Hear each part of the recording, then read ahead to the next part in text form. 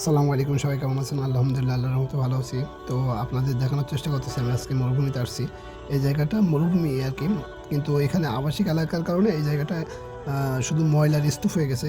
কারণ যেহেতু চতুর্পাশে আবাসিক এলাকা, সেহেতু এখানে তো ফাঁকা জায়গা থাকলে এমনই অবস্থা হওয়ার কথা। স্বাভাবিক এটা।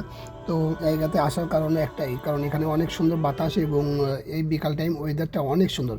তো এখানে আসলাম, আসার পরেই দেখলাম যে এখানে আসলে ময়লার স্তূপ, এখানে দাঁড়ানো সম্ভব না। তো তারপরেও মাঝখানে ঢুকলাম, মানে মরুভূমির মাঝখানে ঢুকলাম। ঢুকে দেখি যে একটু ভালো জায়গা আছে, তো সেখানে দাঁড়ালাম।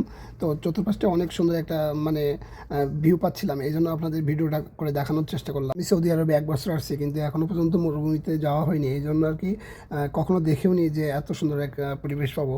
তো এখানে আসলাম শুধু একটাই কারণে, মরুভূমির কারণে। মরুভূমি দেখার ইচ্ছা ছিল এবং প্লাস বালিতে হাঁটার ইচ্ছা ছিল।